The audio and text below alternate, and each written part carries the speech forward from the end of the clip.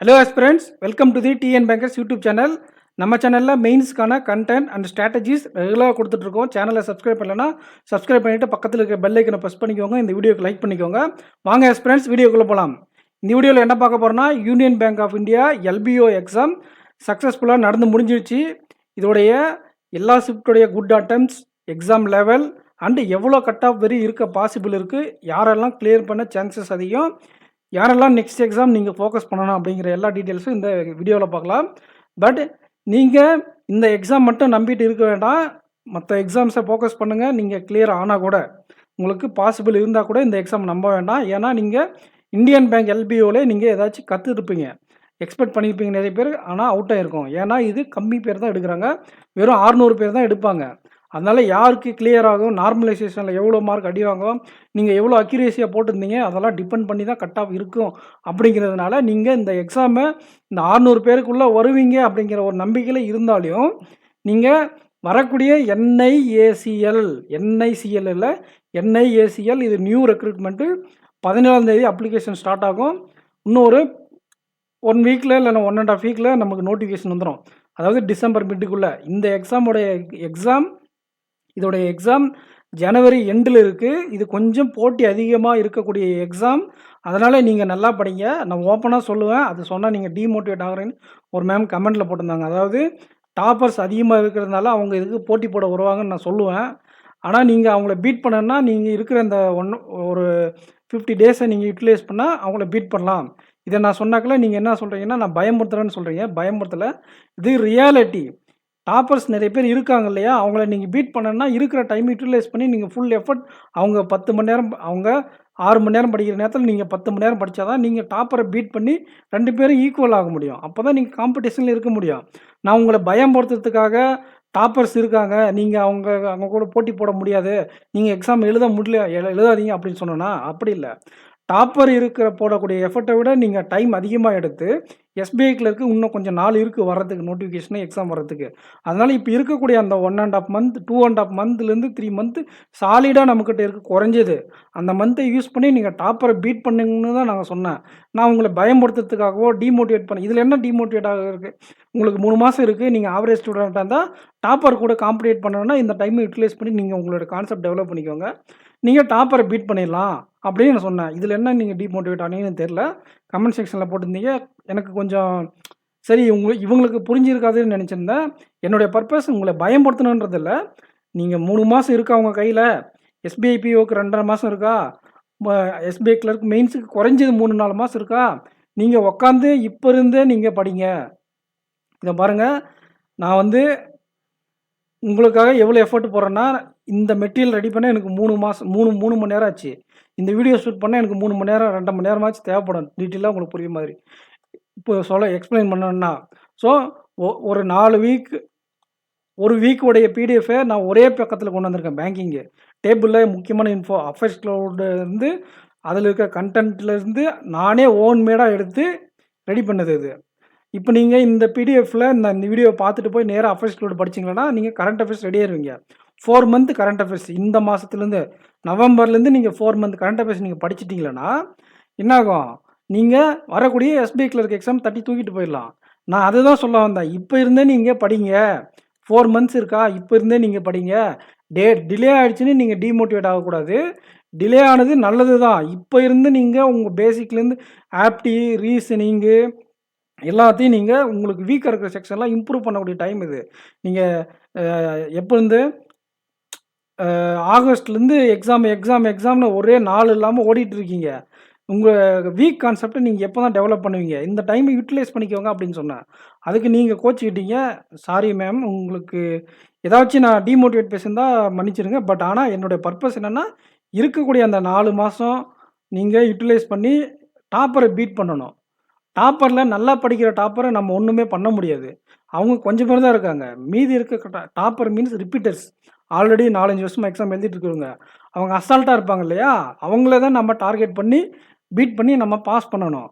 இப்போ நீங்கள் நல்லா படிக்கிற, ஆல்ரெடி நல்லா டாப் லெவலில் இருக்கிறவங்க, எக்ஸாம் பேட்டர்ன் தெரிஞ்ச ஆஸ்பிரண்ட்டு, நீங்களும் அவங்கள காம்பீட் பண்ண முடியும்னா, அது பிராக்டிகலா கொஞ்சம் கம்மி. ஆனா, இந்த அசால்ட்டா இருக்காங்க இல்லையா? கொஞ்சம் கேர்லெஸ்ஸா இருப்பாங்க. சீனியர் ஆஸ்பிரண்ட்ஸ் நெறைய பேரு.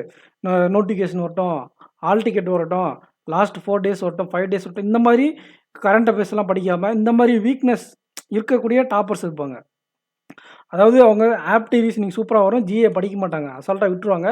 இது நல்லா கான்செப்ட்ல ஸ்ட்ராங்கா இருந்தாலும், பிராக்டிஸ் பண்ண மாட்டாங்க. பிராக்டிஸ் பண்ணாதனால அட்டெம்ப்ட் வந்து 45 இங்க அட்டெம்ப்ட் பண்ணக்கூடிய இடத்துல இவங்க வந்து ஒரு 40 அந்த மாரி அட்டெம்ப்ட் பண்ணிட்டு வந்துருவாங்க.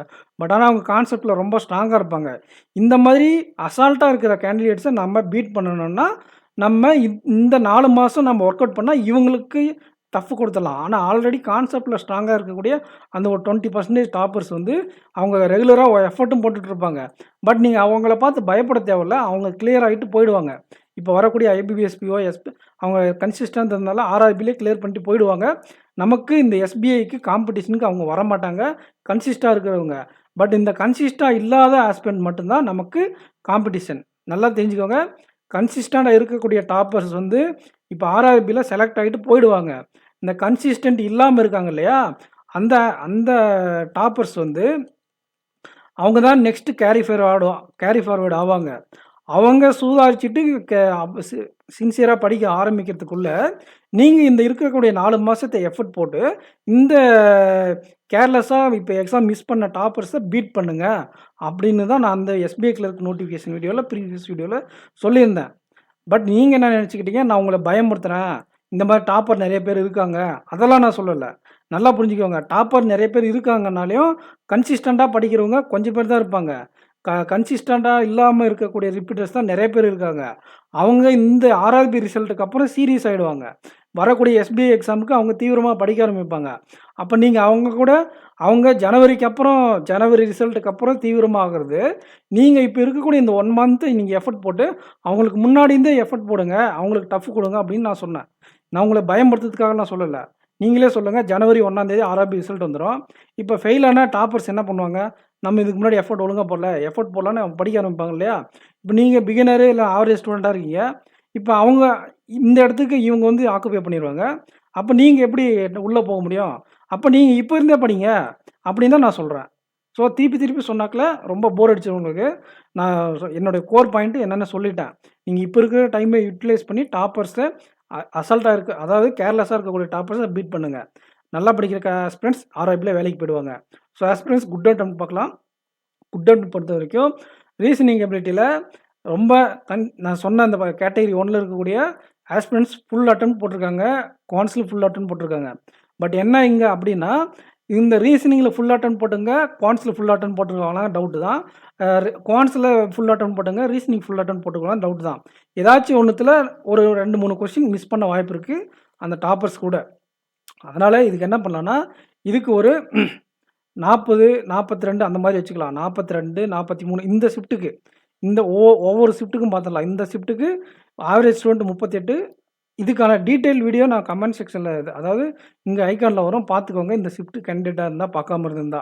அனலைசிஸ் டீட்டெயிலா குடுத்துருக்கேன். ரீசனிங்ல இவ்வளோ பாசிபிள். இங்கிலீஷ்ல 30லேருந்து 34 வரையுமே பாசிபிள். பட் ஆவரேஜா நானு டாப்பர் 32ம் டாப்பருக்குள்ள ஆவரேஜ் 32, ஆவரேஜ் ஸ்டூடண்ட் ஒரு 30, 28 வரையும் போட்டுருக்கலாம். ஆனா அக்யூரேட்டா இவ்வளோ போட்டுருக்க மாட்டாங்க. அக்யூரேட்டா மார்க் கம்மியா தான் வரும். ஏன்னா இங்கிலீஷ்ல அக்யூரசி இருக்காது. அண்ட் குவான்டிட்டிவ் ஆப்டிட்யூட்ல 34, 33 வரையும் நல்லா பாசிபிளா இருந்துச்சு. ஆனா ஆவரேஜா 30 வரையும் 26லேருந்து 30 வரையும் ஆவரேஜா போட்டுக்கலாம். அண்டு பேங்கிங்க பொறுத்த வரைக்கும் 38, 36 கூட போடுவாங்க. ஆனா அக்யூரஸியா போட்டுருக்க மாட்டாங்க. அக்யூரஸியா போட்டு இந்த இந்த நமக்கு இது தெரியுது அப்படின்னு நெனச்சு போட்ட கொஸ்டின் 16லேருந்து 22. இதுலேருந்து மார்க் வர்றது இதுலேருந்து கொஞ்சம் ஒரு 2லேருந்து 4 மார்க் குறைஞ்சு தான் நமக்கு வரும். நமக்கு இது தெரியும் அப்படின்னு நெனச்சு அட்டெண்ட் பண்ண கொஸ்டின் 16லேருந்து 22. இதுலேருந்து தப்பாகி கம்மியாகிறது அது ஃபைனல் எக்ஸ்பெக்டட் கட்-ஆஃப்ல பார்க்கலாம். ஸோ ஷிஃப்ட் 2 அனலைசிஸ் போலாம் ஃப்ரெண்ட்ஸ். ஷிஃப்ட் 2 பொறுத்த வரைக்கும் உங்களுக்கு ரொம்ப வித்தியாசம் இல்ல. ஷிஃப்ட் 1 ஈஸியான ஷிஃப்ட். இது நடந்த 6 ஷிஃப்ட்ல தமிழ்நாட்டுக்கு 4 ஷிஃப்ட் அதிகமா கவர் ஆச்சு. 2 ஷிஃப்ட்ல ரொம்ப கம்மியான ஆஸ்பிரண்ட் தான் போயிருந்தாங்க. இத பொறுத்த வரைக்கும் ஈஸியான ஷிஃப்ட். ஃபர்ஸ்ட் ஷிஃப்ட் ஈஸியான ஷிஃப்ட். இது வந்து ஈஸி பிளஸ் ஷிஃப்ட்னு வச்சுக்கலாம். ஈஸி தான். கொஞ்சம் அந்த ஷிஃப்ட்டுக்கும் இந்த ஷிஃப்ட்டுக்கும் என்ன வித்தியாசம்னா, இதுல மட்டும் ஒரு 2 கொஸ்டின் கொஞ்சம் கம்மியாக போகிற மாதிரி இருந்துச்சு. ஏன்னா இதில் கேஷ் லேட் கேட்டிருந்தாங்க. அதில் எல்லாமே இண்டிவிஜுவல் கொஸ்டினாக இருந்ததுனால 2 அப்ளிகேஷன் 2 டேட்டா சஃபிஷியன்சி மட்டும் ஷிஃப்ட் 1ல் கஷ்டமாக இருந்துச்சு. இந்த ஷிஃப்ட்டில் கேஷ் லேட் கேட்டிருந்ததுனால நான் என்ன கொடுக்குறேன்னா, உங்களுக்கு இது கொஞ்சம் டிஃபிகல்ட் கிடையாது. அதுலேருந்து ஒரு 2 கொஷின் உங்களுக்கு எக்ஸாம்ஷன் கொடுக்குறேன். இதில் 23லேருந்து 28 குட் அட்டெம்ப்ட்டு. பட் ஆனால் இதை விட டஃப்பான ஸ்லாட் ஒன்று இருக்குது. அதை நீங்கள் பார்க்கும்போது உங்களுக்கு டஃப் கிடையாது. இது நீங்கள் டஃப்னு ஃபீல் பண்ணலாம். டஃப்பில் ஈஸி டு மாட்ரேட்டுன்னு வச்சுக்கலாம். ஃபஸ்ட்டு ஷிஃப்ட்டும் லாஸ்ட்டு ஷிஃப்ட்டும் ஈஸின்னு வச்சு, அதாவது December 4 ஃபஸ்ட்டு ஷிஃப்ட்டும் December 5 செகண்ட் ஷிஃப்ட்டும் உங்களுக்கு வந்து ஒரே மாதிரி இருந்துச்சு. இப்போ இந்த ஷிஃப்ட்டுக்கும், அதாவது 4th Decemberக்கும் 5th December ஃபஸ்ட்டு ஷிஃப்ட்டுக்கும் காம்படிஷனு எது டஃப்னு. இது ஈஸி டு மாட்ரேட்டு. ஆனால் 5th December first shift tough. அது என்னென்னு அடுத்த வீடியோவில் அடுத்த ஸ்லைடில் பார்க்கலாம். இப்போ இதில் வந்து போன ஷிஃப்ட்டுக்கும் இந்த ஷிஃப்ட்டுக்கும் எல்லாமே சேம் தான். ஒரே வித்தியாசம் என்னன்னா, உங்களுக்கு இதில் 28, அதில் 30 கொஷின் வரையும் ஆவரேஜாக பாசிபிள். ரீசனிங் எபிலிட்டியில் அது 43 கொடுத்துருந்தா, இது 44, ஓரளவுக்கு ஆவரேஜ் ஆயிடுச்சு. அதுக்கு இதுக்கு காம்பன்சேட் ஆயிடுச்சு. இங்கிலீஷில் 30லேருந்து 33 வரையும் போட முடிஞ்சிருக்கு. அதே பேங்கிங்கு அதே மாதிரி தான் இருந்துச்சு. 16லேருந்து 22 தெரிகிற மாதிரி இருந்து அட்டன் பண்ண கொஷினு. கரெக்டான கொஷின் இதை விட கம்மியாக இருக்கும். குத்தி விட்டு வந்தவங்க 36, 38 கூட குத்தி விட்டு வந்திருப்பாங்க. அது நமக்கு கன்சிடரே கிடையாது. நமக்கு இந்த ஆன்சர் இதுதான் இருக்கும் அப்படின்னு ஒரு தோராயமாக அட்டன் பண்ண கொஸ்டினில் 16லேருந்து 22. ஸோ இதுதான் இந்த ஷிஃப்ட்டுக்கான குட் அட்டெம்ப்ட். ஓவரால் அட்டம் 110லேருந்து 125 வரையும் குட் அட்டெம்ப்ட். போன ஷிஃப்ட்டுக்கு 110லேருந்து 130 வரையும் குட் அட்டெம்ப்ட். ஏன் அப்படின்னா, இங்கே எல்லாம் கொஞ்சம் ஃபஸ்ட்டு ஷிஃப்ட்டுன்றதுனால அசால்ட்டாக குத்தி விட்டு வந்திருப்பாங்க. ஃபஸ்ட்டு ஷிஃப்ட்னாலே கொஞ்சம் ஈஸியாக தான் இருக்கும், அட்டெம்ப்ட் கூடவும் இருக்கும். போக போக கொஞ்சம் அப்படியே குறையும். இதுலேருந்து 5 வந்து குறையிறதுக்கான காரணம் இதில் ஒரு 2 மார்க்கு அண்டு இங்கிலீஷில். இது ஓவராலாக ஒரு 110லேருந்து 125 வரையும் அட்டன் பண்ணால் கொஞ்சம், ஏன்னா இந்த கேஷ்லெட்னால கொஞ்சம் உங்களுக்கு பாதிப்பு இருந்திருக்கும். அதெல்லாம் கம்பைல் பண்ணி ஒரு 110லேருந்து 125 வரையும் good attempt. 4th shift shift 1க்கு. இந்த ஷிஃப்ட்டுக்கு இதை பாருங்கள், December 5 ஷிஃப்ட் 1 இதுதான் இருக்கிறதுலே டஃப்பான ஷிஃப்ட்டு, மாட்ரேட்டு. இவங்களுக்கு நார்மலைசேஷனில் நல்லா மார்க் வரும். அதாவது ஆப்டியில் கொஞ்சம் ராங் நம்பராக கேட்டிருக்காங்க.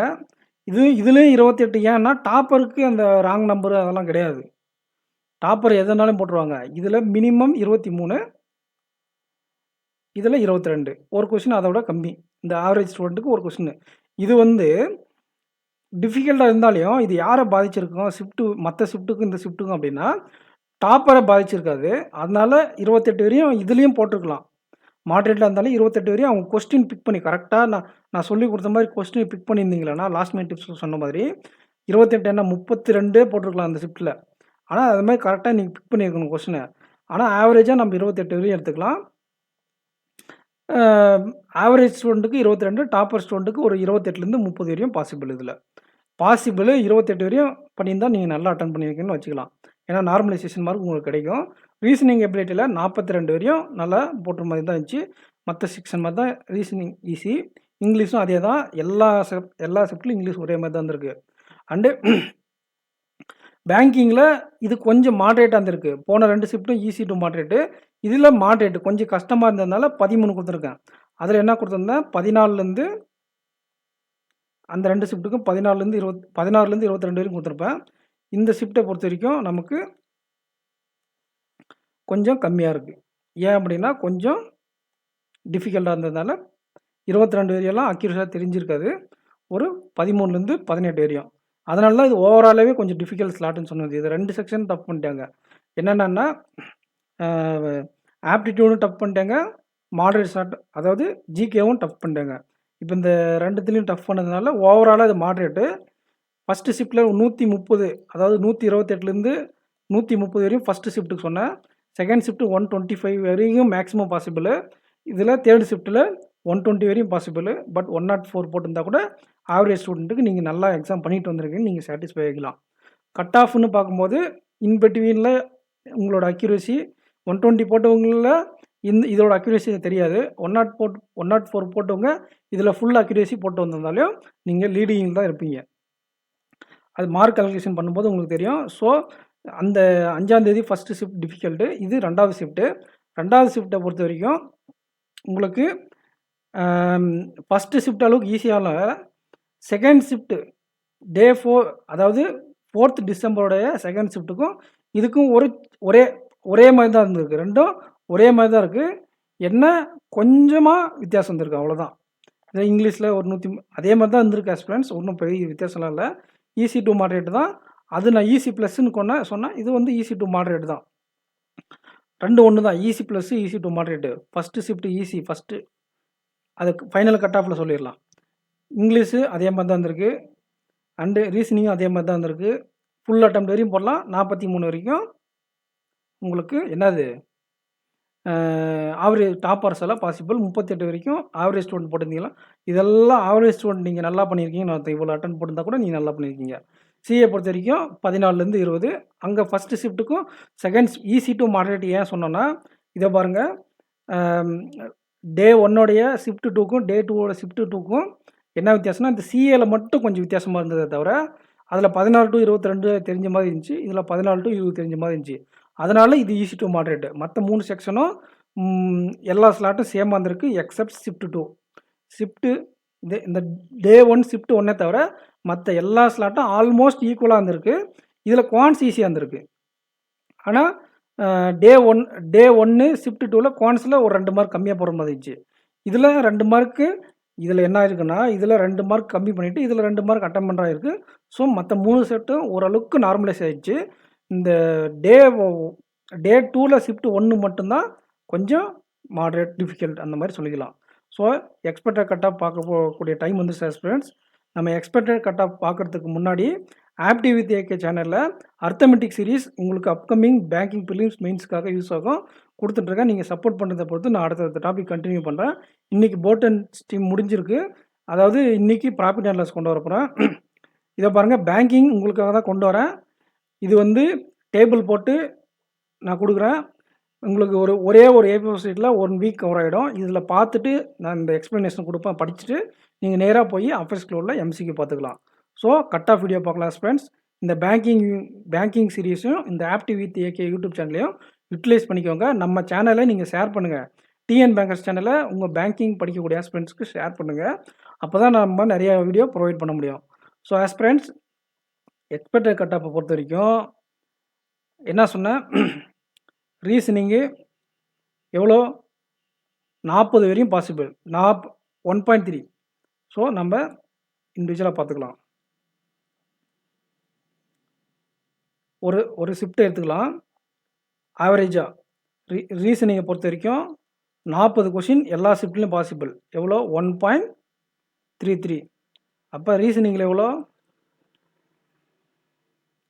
எவ்வளோனா 4 13 52 மார்க் இதில் பாசிபிள். ஆப்டியில் எவ்வளோ சொன்னால் 28லேருந்து 30 வரையும் எக்ஸப்ட் டிசம்பர் 5 ஷிஃப்ட் 1 தவிர, எக்ஸப்ட் டிசம்பர் 5 ஷிஃப்ட் 1 தவிர 28லேருந்து 30 வரையும் பாசிபிள். 17 mark 1.7 mark 17 51.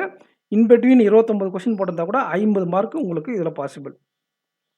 ஆப்டிலும் ரீசனிங்கிலும்.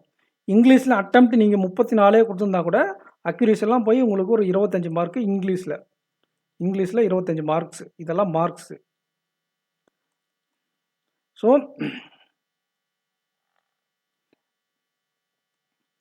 இப்போ ரிமைனிங் இருக்கிற டாபிக் ஜிகே. ஜென்ரல் அவேர்னஸை பொறுத்த வரைக்கும் உங்களுக்கு எவ்வளோ அட்டெம்ப்ட்னாலும் போடலாம் நீங்கள். ஆனால் ஒரு 14 மார்க்குலேருந்து 12 மார்க் தான் உங்களுக்கு கரெக்டாக இருந்திருக்கும். அட்டெம்ப்ட் எவ்வளோனாலும் போடலாம். நீங்கள் 14 மார்க்கு உங்களுக்கு பாசிபிள். ஸோ 7 4 11க்கு 1, மீதி 1 14, 141 மார்க்கு ரிட்டனில்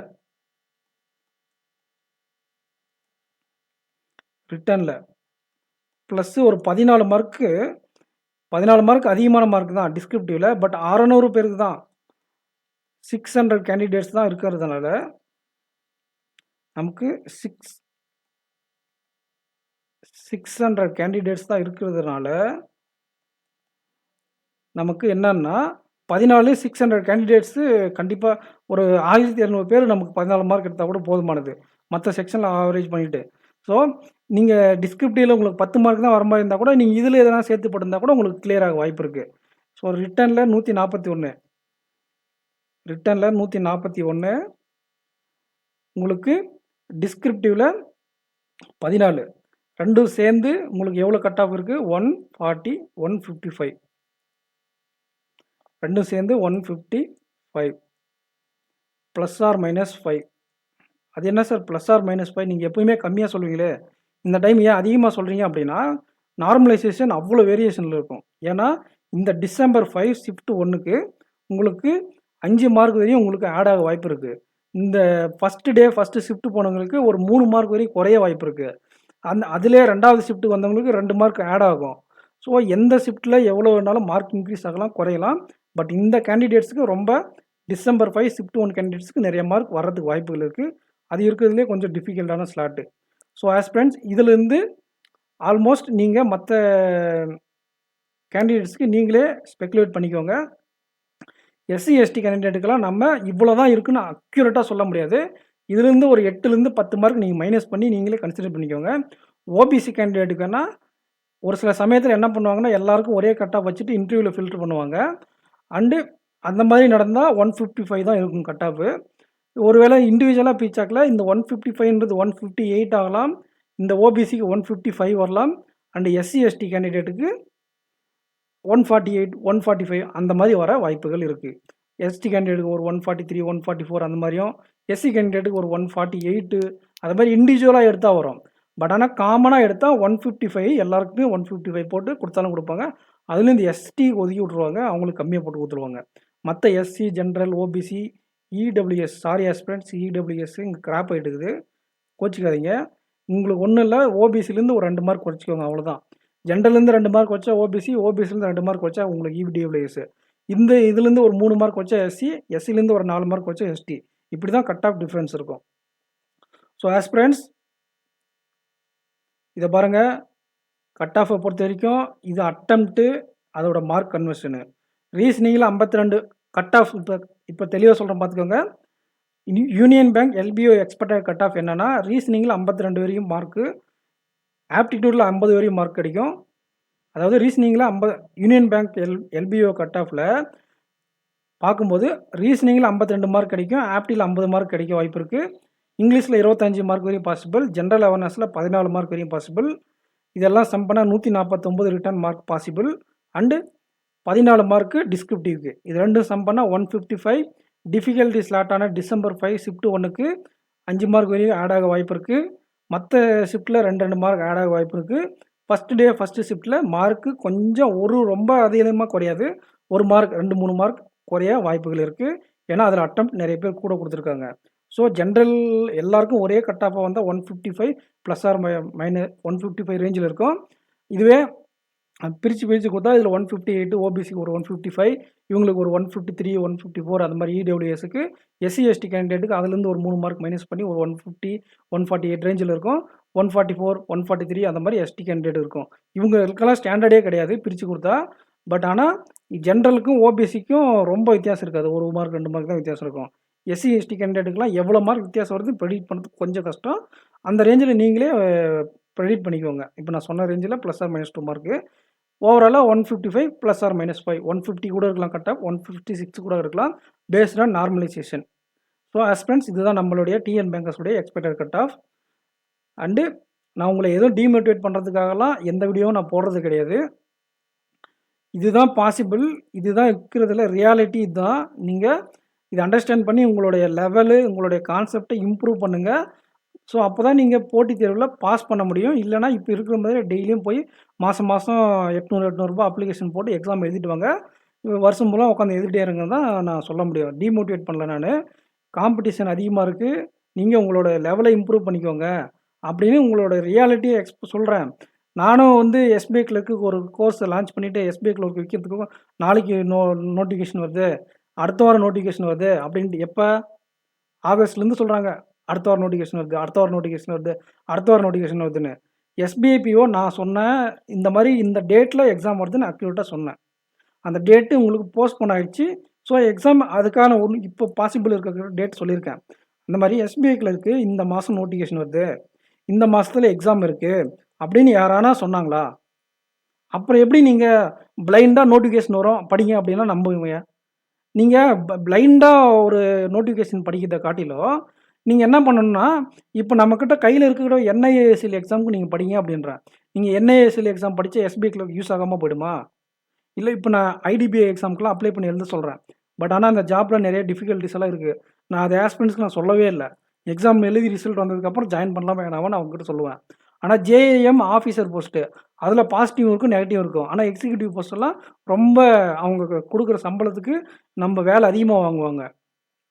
ஆனா அதோட நெகட்டிவா நான் ஆஸ்பிரண்ட்டுக்கு நான் டிமோட்டிவேட் பண்ற ஆளா இருந்தா நான் சொல்லவே கிடையாது யார்கிட்டயும். நான் தெரிஞ்சிருந்து ஏன் சொல்லல? அப்படி சொன்னா எக்ஸாம் அப்ளை பண்ண மாட்டாங்க. எக்ஸாம் போய் எழுத மாட்டாங்க. இப்ப இந்த எக்ஸாம் கிளியர் பண்ணாலே அவங்களுக்கு ஒரு கான்ஃபிடன்ஸ் கிடைக்கும். எக்ஸாம் கிளியர் பண்ணிட்டோம். நம்ம அடுத்த எக்ஸாம் பாஸ் பண்ணிடலாம் அப்படின்ட்டு.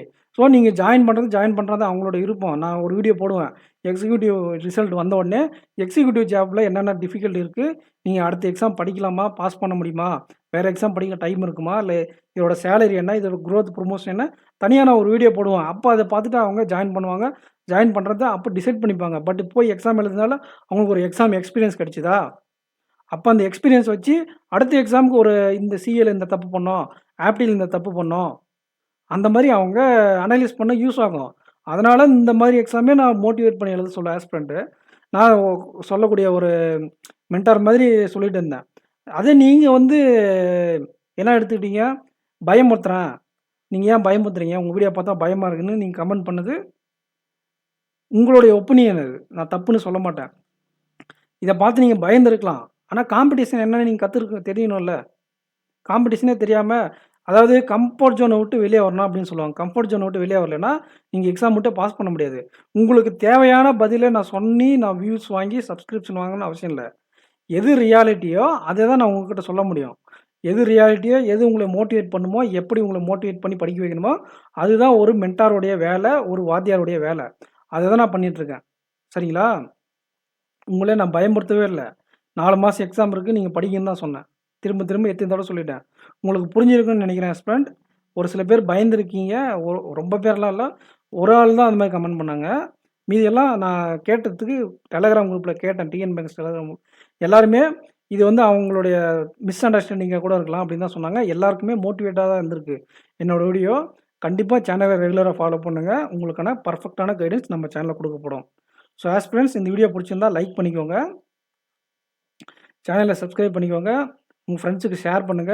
நம்மளுடைய சேனலோட நெட்வொர்க் எவ்வளோக்கு எவ்வளோ பெருசாகுதோ அவ்வளோக்கு எவ்வளோ கன்டென்ட் குவாலிட்டியாவும் அண்டு அதிகமான கன்டென்ட்டும் ஃப்ரீக்வென்ட்டா கொண்டு வருவேன். So aspirants thank you aspirants. Next வீடியோல மீட் பண்ணலாம். இந்த எக்ஸ்பெக்டட் கட் ஆஃப் வச்சு நீங்க எந்த ஒரு டிசிஷனுக்கும் வராதீங்க. நீங்க அப்கமிங் எக்ஸாம்க்கு ஃபோக்கஸ் பண்ணுங்க. கண்டிப்பா இந்த ரிசல்ட் வரும். ரிசல்ட் வந்ததுக்கப்புறம் இன்டர்வியூக்கு ஜிடி இருந்தா அது என்ன அப்படிங்கிற மாதிரி நான் ஜிடி இருந்தா உங்களுக்கு ஜிடி ட்ரைனிங் எல்லாம் குடுக்குறேன். இன்டர்வியூ இருந்தா இன்டர்வியூ சீரிஸ் டைம் இருந்தா குடுக்குறேன். சரிங்களா ஃப்ரெண்ட்ஸ்? ஆல்ரெடி இன்டர்வியூ சீரிஸ் குடுத்துருக்கேன். அதெல்லாம் ரிசல்ட் வந்து பாஸ் பண்ணதுக்கப்புறம் நீங்க பாருங்க. இப்ப இருக்கிற எக்ஸாம்க்கு ஃபோக்கஸ் பண்ணுங்க. இன்டர்வியூக்கு சைட் பை சைடா ஒரு 1/2 அன் ஹவர் பிரிப்பேர் பண்ணுங்க. வேஸ்ட்டா போகாது. நெறைய எக்ஸாம்ஸ் இருக்கு ஃபியூச்சர்ல. எஸ்பிபிஓ இருக்கு. இன்னும் வேற சில எக்ஸாம்ஸ் எல்லாம் இருக்கு. சப்போஸ் நீங்க பாஸ் பண்ணா இன்டர்வியூ யூஸ் ஆக தான் போகுது. பேங்கிங் அவேர்னஸ் உங்களுக்கு ஸ்டாட்டிக் பேங்கிங்ல யூஸ் ஆக தான் போகுது. ஸோ இன்டர்வியூக்கு நீங்க பிரிப்பேர் பண்ணுங்க. ரொம்ப அதிகமா டைம் குடுக்காதீங்க. உங்களுடைய கான்செப்ட் இம்ப்ரூவ் பண்றதுக்கான டைம் இதுதான். ஸோ கான்செப்ட் இம்ப்ரூவ் பண்றதுல ஃபோக்கஸ் பண்ணுங்க. Thank you friends. இந்த வீடியோ உங்களுக்கு பிடிச்சிருக்குன்னு நினைக்கிறேன். லைக் பண்ணுங்க. ஆப்டிவ் வித் ஏகே சேனலையும் சப்ஸ்கிரைப் பண்ணிக்கோங்க. டிஎன் பேங்கர்ஸ் சேனலையும் சப்ஸ்கிரைப் பண்ணி பக்கத்துல இருக்கிற பெல் ஐக்கனை பிரஸ் பண்ணிக்கோங்க. Thank you friends. Thank you.